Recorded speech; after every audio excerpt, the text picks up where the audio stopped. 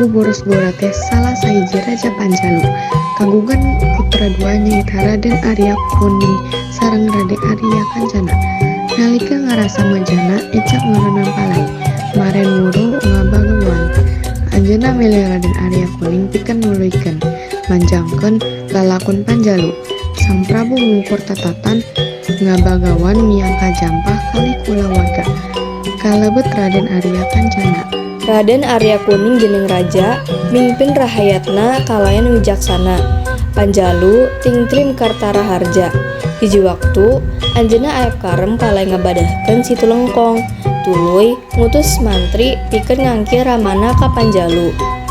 Hanjakal Prabu Borosnggora ngutos sepuh petiasa nyumpunan pangangkir putrana.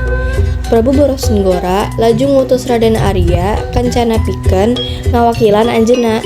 Sadugina ditapelwates dayeuh. Raden Arya Kancana katut punggawa ngantos dipepegkeun ku rakana. Orakaya Raden Arya Kuning kalah sukan-sukan ngalalauk.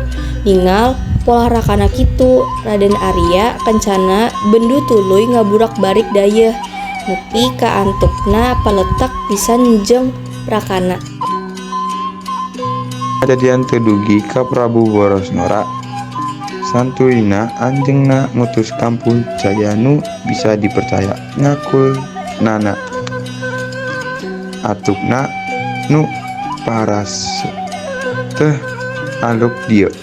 Arya Kuning pasrahkeun kalungguhan ka Raina Rai Kancana ti Hartita. Ari Kancana ngedek bupati ngatos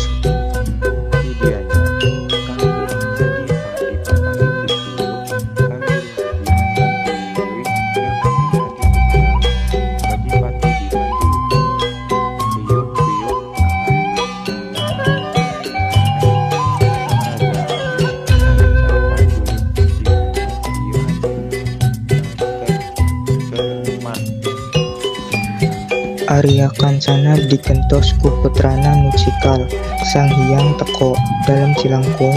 Panjalu seterusnya dipimpin ku Sowo Siwi dalam Cilangkung. Kayaning Arya Kadali, Raden Marta Badadahin, Raden Marta Baya, Raden Marta Aryanatibaya, dalam Sumanah Arya Sacanata, Raden Wirabaya, Raden Wiradipa, Raden Wirapraja, Cakranagara, jeung seterusnya.